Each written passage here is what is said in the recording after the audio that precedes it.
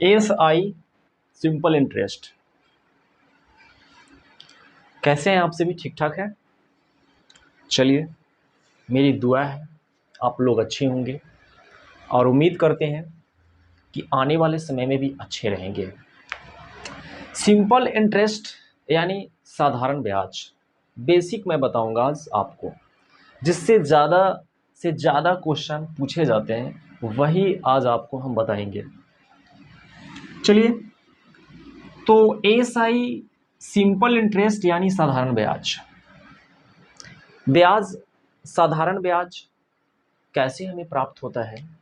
तो साधारण ब्याज के लिए हमें किसी को धन देना होगा, पैसा देना होगा, है ना। ब्याज कहने का मतलब है कि हर कोई किसी का ब्याज ही चुका रहा है ना। माँ बाप का ब्याज, माता पिता का ब्याज, भाई बहन का ब्याज, है ना, एक हस्बैंड वाइफ का ब्याज। इस दुनिया में जितने भी रिलेशन हैं, संबंध है, दोस्त यार, सब एक दूसरे को ब्याज चुका रहे हैं। अगर आप किसी से पैसा लिए हैं, अगर आप किसी से हेल्प लिए हैं, तो उसके बदले तो चुकाना ही पड़ेगा, नहीं तो फिर ऊपर चुकाना पड़ेगा। समझ आ रहा है? तो ब्याज मैं बात कर रहा हूं कि जब आप किसी को पैसा दे रहे तो बदले में वो पैसा तो देगा। अच्छा, उस पैसा का नाम क्या होगा? उस पैसा का नाम होगा मूलधन।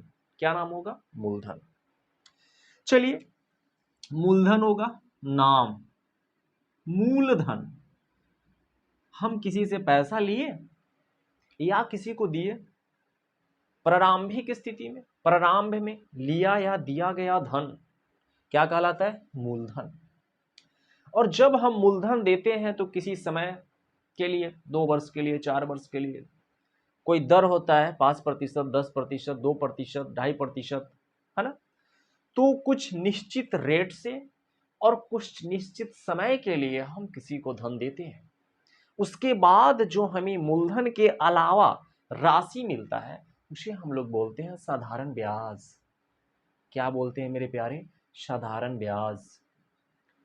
जब हम किसी को धन देते हैं तो बदले में वो हमें मूलधन के अलावा, है ना, एक निश्चित समय, एक निश्चित दर से वो पैसा जो हमें लौटाता है उसे हम लोग कहते हैं साधारण ब्याज। जैसे मान लेते हैं कि हम 500 रुपए किसी को दिए, ठीक है, रेट और टाइम कुछ निश्चित है। चलिए, रेट और टाइम है निश्चित, मान लेते हैं 5% या 2 साल से, 2 साल के लिए। तो 500 रुपया दिए, वो 700 रुपया हमें दे दिया। तो भैया 700 जो है वो 700 क्या है? मिश्रधन है। और कितना ज्यादा दिया? 200, तो 200 क्या है? साधारण ब्याज है। तो साधारण ब्याज, ये मिश्रधन में से मूलधन को हम घटा देंगे, ठीक है। जितना अधिक दिया जा रहा है, अधिक के लिए तो घटाएंगे, कोई फार्मूला यूज नहीं, तो घटा दो, 700 में से 500 गया 200। ये बेसिक बात है। लेकिन थोड़ा आगे बढ़े। चलिए, आपने साधारण ब्याज समझ गए, आपने साधारण ब्याज समझ लिया। अब क्वेश्चन यहां से आते हैं विद्यार्थी कि हम धन को दुगना करना चाह रहे हैं, है ना। धन को दुगना करना चाह रहे हैं, धन को 3 गुना करना चाह रहे हैं। सवाल ऐसे पूछता है ना, कितने समय में, कितने समय में। क्वेश्चन मैं शॉर्ट में लिख रहा हूं, एकदम क्वेश्चन ये बार बार रिपीट करता है विद्यार्थी। कितने समय में, है ना, 10% वार्षिक ब्याज दर से, कितने समय में 10% वार्षिक ब्याज दर से, है ना, ब्याज दर से कोई धन, कोई धन 3 गुना हो जाएगा, 3 गुना हो जाएगा। चलिए, शॉर्ट में लिख दिया, बहुत बेहतरीन प्रश्न है। करे कितने समय में 10% वार्षिक ब्याज दर से कोई धन 3 वर्ष में 3 गुना हो जाएगा। एकदम शॉर्ट है और सरल है मेरे प्यारे। चलिए, तो देखिए, इसके लिए आप यूज करना एकदम शॉर्ट में आपके लिए बता रहा हूं। तो R गुना टी, R गुना टी, ठीक है, बराबर 100। और भी समझा दूं इसे, R गुने टी बराबर 200। या R गुने टी बराबर 300। आगे भी ये चलता रहेगा। जब धन को दुगना करना रहेगा मेरे प्यारे, तो आप यूज करना R गुने टी बराबर 100। जब धन को दुगना करना रहेगा ना, तो आप यूज करोगे R गुने टी बराबर 100। जब धन को 3 गुना, 3 है तो 1 कम 2, 2 गुना कहेगा तो 2 से 1 कम तो 1 यानी 100, है ना। अगर 4 गुना धन को करना है, 4 गुना, तो R गुने टी बराबर 300 ही हम यूज करेंगे। यहां से R पूछेगा या आपको टी निकालने के लिए देगा या आर निकालने के लिए, या टी देगा तो फिर टी ही पूछेगा, लेकिन पहले तो फाइंड आउट करेंगे टी दिया हुआ है तो आर।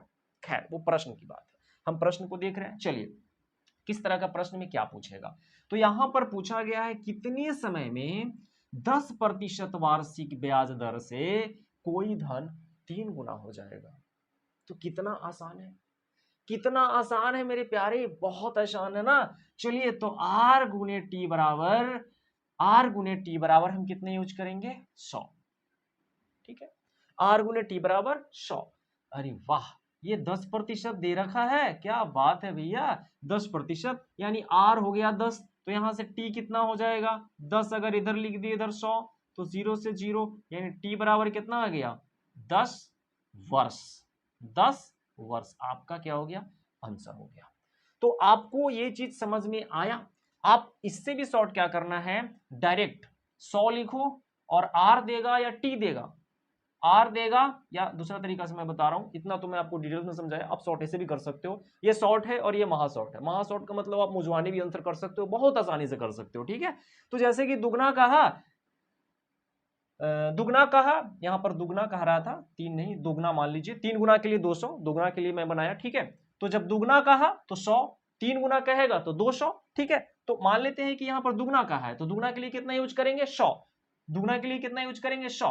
अच्छा 100, तो फिर देखिए 10 दिया तो 10 यहां भाग दे दीजिए, आपका आंसर कितना आ जाएगा 10। आसान है यार, 2 रहे 3 गुना कहेगा, चलिए 2 के बाद 3, तो 3 के लिए हम 200 लिखेंगे, 3 के लिए 200, 3 रहेगा तो 200, 1 कम 200 और कोई 1 दिया, 10% 10 से डिवाइड, क्या बात है 20 वर्ष आपका आंसर आ जाएगा।